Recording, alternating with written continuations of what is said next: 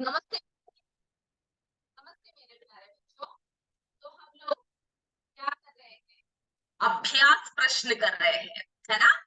पदार्थ एवं पदार्थ के समूह के अभ्यास प्रश्न कर रहे हैं। हम लोग 4 तक प्रश्न खत्म कर चुके हैं, हम लोग लिख चुके हैं। अब हम अपना अगला प्रश्न, 5वां प्रश्न करने जा रहे हैं। तो सभी पहला प्रश्न लिख लीजिए, अपने किताब को सामने रखिए,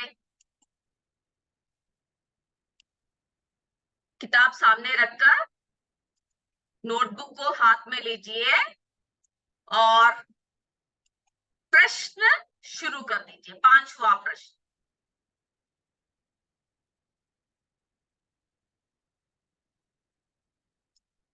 हमने आखिर में कौन सा प्रश्न लिखा था?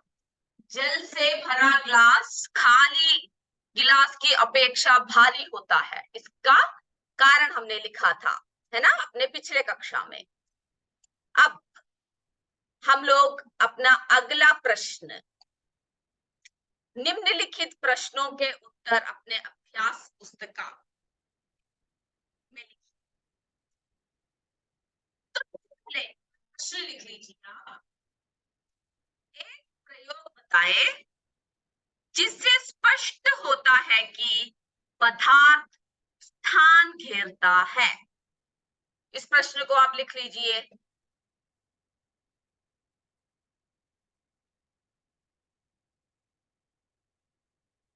सभी अपने नोटबुक में ये प्रश्न लिख लीजिए।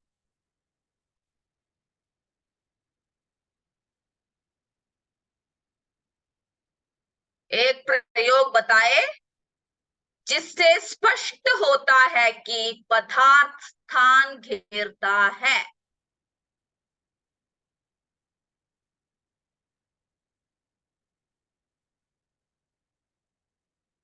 हम उत्तर शुरू करें।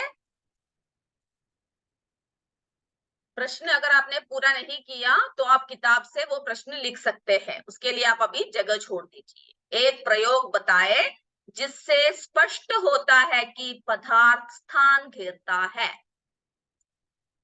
अब हम एक प्रयोग देख रहे हैं, सभी लिख लीजिए। एक गुब्बारा लो, एक गुब्बारा ले, गुब्बारा आपको पता है ना, बैलून। एक गुब्बारा ले, उसमें मुंह से हवा भर लीजिए। जब आपके हाथ में बैलून होता है तो आप क्या करते हो? मुंह से फूंक कर उसमें हवा भर लेते हो। तो उत्तर लिखिए। एक गुब्बारा ले, उसमें मुंह से हवा भर लीजिए।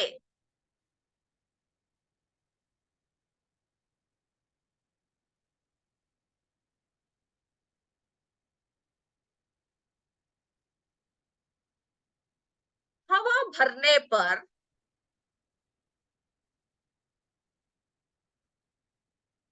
हवा भरने पर गुब्बारा फूलने लगता है। हवा भरने पर गुब्बारा फूलने लगता है।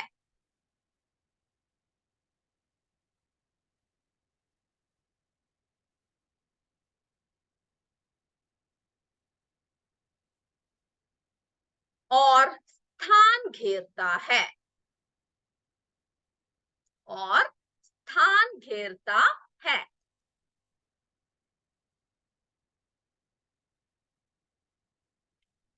एक गुब्बारा ले, उसमें मुंह से हवा भर लीजिए। हवा भरने पर गुब्बारा फूलने लगता है और स्थान घेरता है।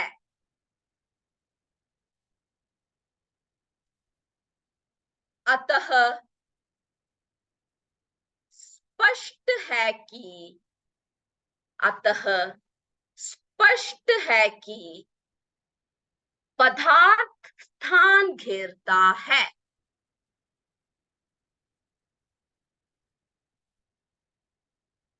अतः स्पष्ट है है कि पदार्थ स्थान घेरता है।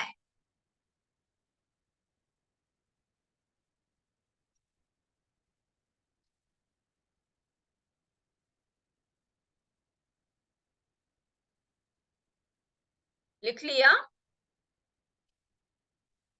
अगर किसी ने नहीं लिखा तो वो अपना हैंड रेज कर सकते हैं।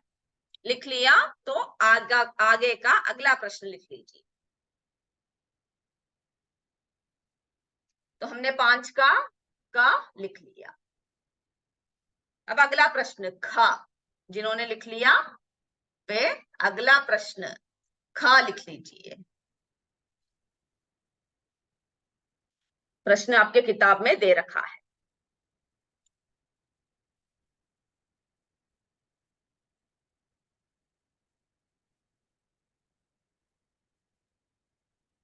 अगला प्रश्न, किसी पदार्थ को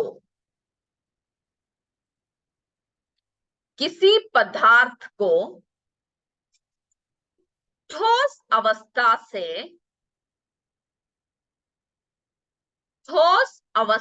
से द्रव अवस्था तथा द्रव अवस्था से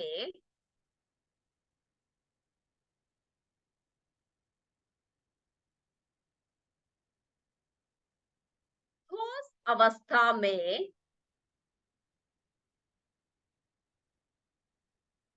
कैसे बदला जा सकता है? प्रश्न लिखिए पहले।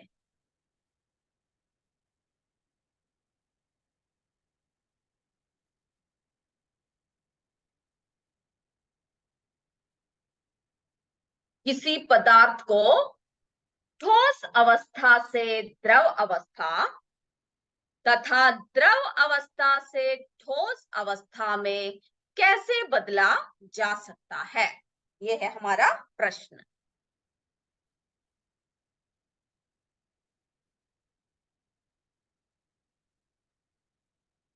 लिख लिया ना?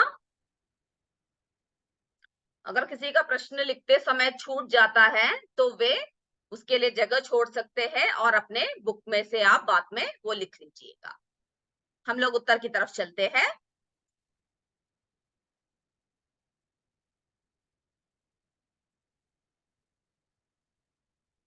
चलिए उत्तर लिखिए। किसी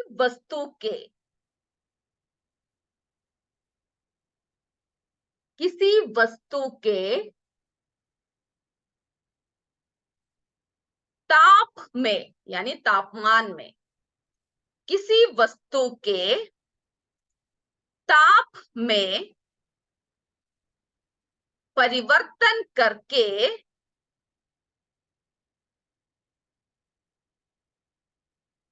किसी वस्तु के ताप में परिवर्तन करके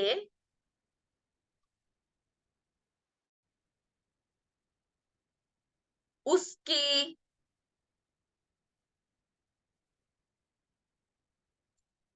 अवस्था में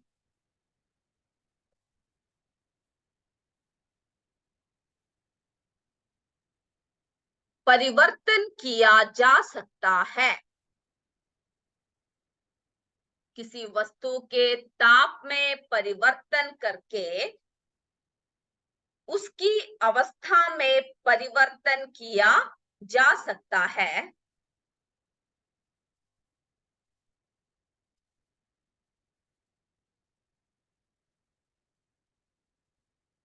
जैसे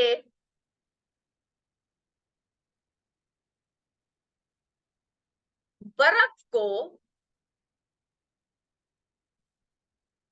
इसका उदाहरण है, जैसे बर्फ को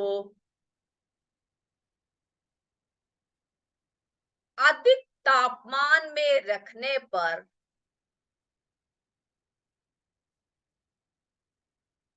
जैसे बर्फ को अधिक तापमान में रखने पर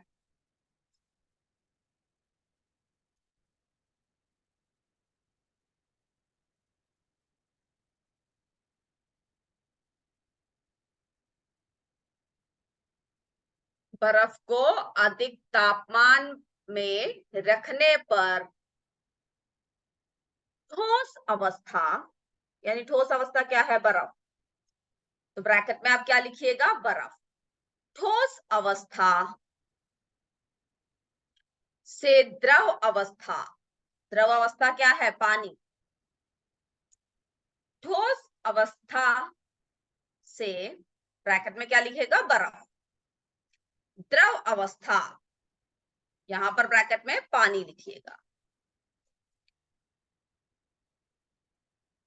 द्रव अवस्था में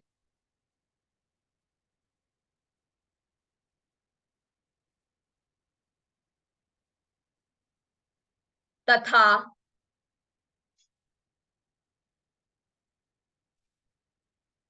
पानी को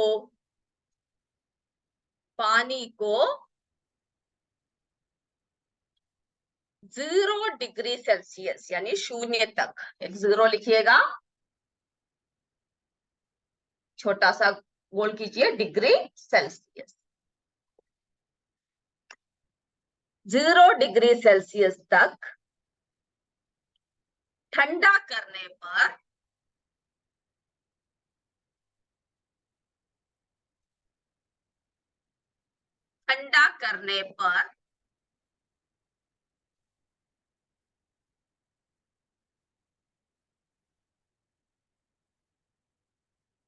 द्रव अवस्था,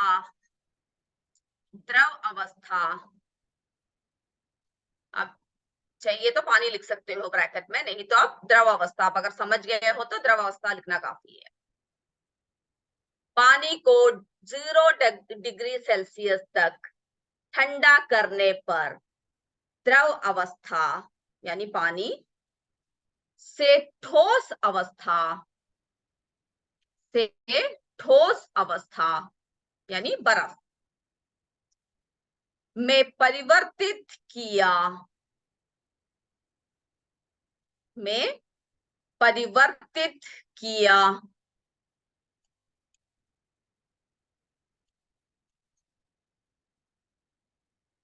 जा सकता है।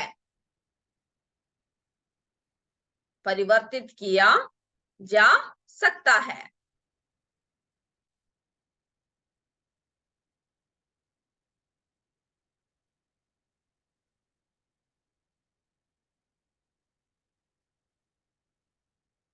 सभी ने लिख लिया? एक और बार लिखते हैं।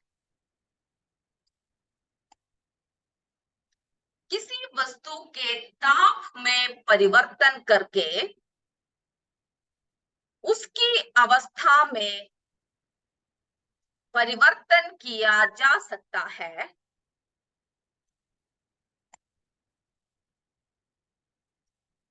जैसे बर्फ को अधिक तापमान में रखने पर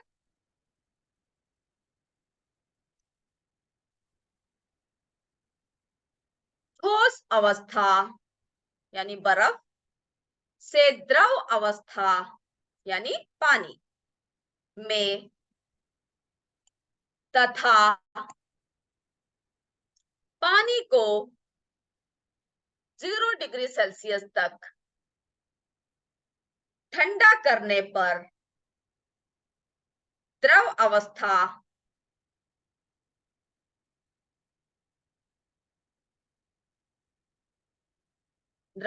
यानी पानी से ठोस अवस्था यानी बर्फ में परिवर्तित किया जा सकता है। सभी ने लिख लिया ना ये उत्तर? चलिए अब अगला प्रश्न लिखिए।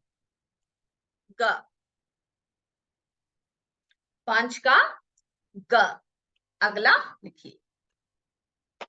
5वें प्रश्न का ग लिखिए। प्रश्न: ठोस, द्रव और गैस में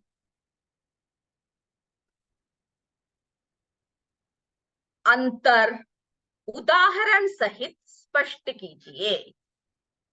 ठोस, द्रव और गैस में अंतर उदाहरण सहित स्पष्ट कीजिए। प्रश्न लिखिए।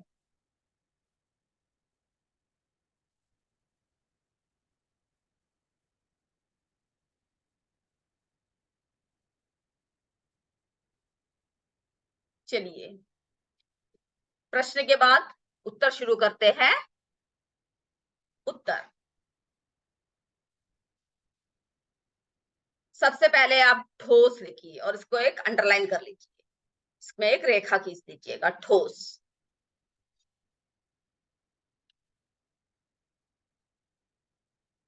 ठोस पदार्थों में, ठोस पदार्थों में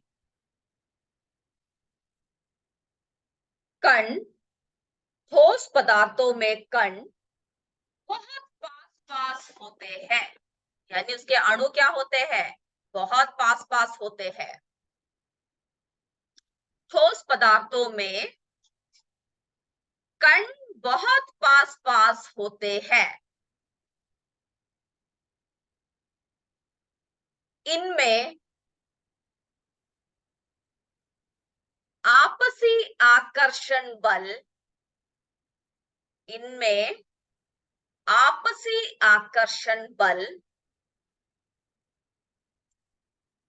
आपसी आकर्षण बल बहुत अधिक होता है।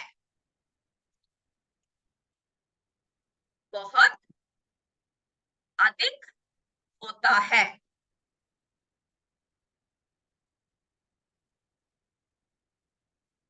बहुत अधिक होता है।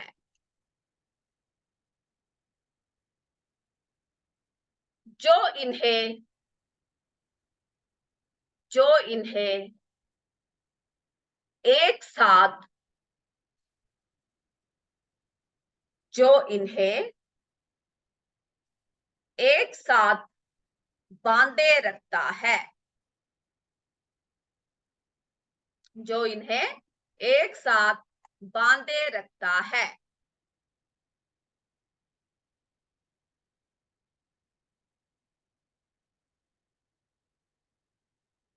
ठोस के कण,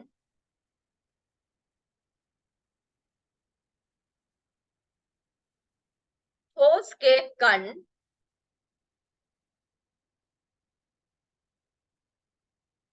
स्थिर होने के कारण,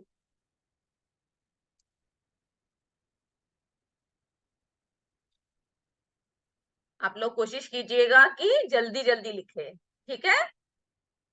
ठोस के कण स्थिर होने के कारण इनकी आकृति, इनकी आकृति एवं आयतन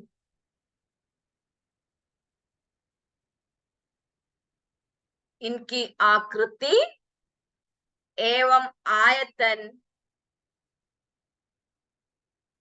निश्चित होते हैं। ठोस के कण स्थिर होने के कारण इनकी आकृति एवं आयतन निश्चित होते हैं।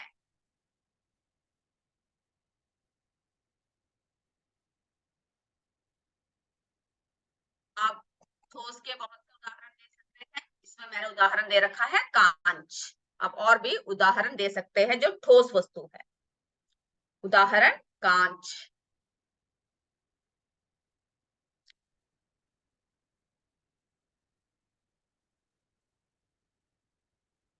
चलिए इसको एक और बार देखते हैं।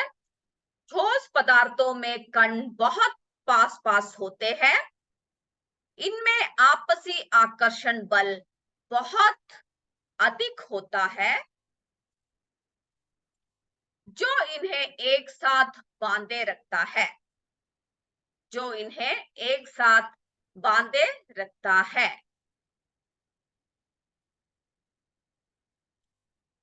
ठोस के कण स्थिर होने के कारण, ठोस के कण स्थिर होने के कारण इनकी आकृति एवं आयतन निश्चित होते हैं। और इसका उदाहरण हमने क्या देखा, कांच। अब हम अपने अगले कक्षा में द्रव और गैस के बारे में लिखेंगे। और अगर आपकी कोई भी प्रश्न छूट गया है जो आपने नहीं लिखा है, वो हम जब सारे प्रश्न कर लेंगे तो उसके आखिर में एक और बार चर्चा करेंगे जो प्रश्न आपके छूट गए हैं। और जो भी कक्षा में पढ़ाया जाए, आप क्या करोगे, आप उन सब प्रश्नों को अच्छी तरह और कक्षा में जो जो बातें लेते हैं उन्हें अच्छी तरह समझोगे, ठीक है? क्योंकि अब थोड़े समय बाद आप लोगों का भी क्या होगा, एग्जाम होंगे, कॉम्पिटेटिव एग्जाम्स होंगे। अभी हम लोग 7वीं और 8वीं के कॉम्पिटेटिव एग्जाम चला रहे हैं। जो 28 जिसका दिनांक हमने कल दिया था उन लोगों का, लेकिन अभी हमने वो बदल दिया है, 28 सितंबर कर दिया है, तो उन लोगों को तैयारी के लिए काफी समय है, 28 सितंबर। इसी तरह आप लोगों के भी 6वीं कक्षा का भी हम लोग क्या करेंगे, बहुत से प्रतियोगिता परीक्षाएं चलाएंगे, जिससे कि आप लोग क्या कर सके, भविष्य के लिए तैयार हो सके, है ना? भविष्य में हर चुनौतियों का सामना करने के लिए अभी से तैयार हो सके। तो आप लोग जो जो बातें कक्षा में पढ़ाया जाता है, जो जो जनरल नॉलेज की बातें जो भी आपको मिले, वो सब आप अच्छे से याद रखोगे, पढ़ोगे। जितनी ज्ञान की बातें आप इकट्ठा कर सकते हो उतनी ही बातें आप इकट्ठा करोगे, ठीक है? आप देखोगे कि हम लोग देखेंगे हमारे 7वीं कक्षा और 8वीं कक्षा कितने मार्क लेकर आते हैं, और फिर जब आपका एग्जाम चलाएंगे तो आप कितने मार्क लोगे, ठीक है? तो इसी के साथ हम आज की कक्षा यही समाप्त करते हैं। अगली बार आप इन सब प्रश्नों को अच्छी तरह से पढ़कर आइएगा, और कोई भी प्रश्न छूट गया हो वो हम आखिर में दोबारा बताएंगे आपको। तो हम लोग अपनी कक्षा समाप्त करते हैं। जय विद्या शक्ति, जय हिंद, जय भारत, धन्यवाद।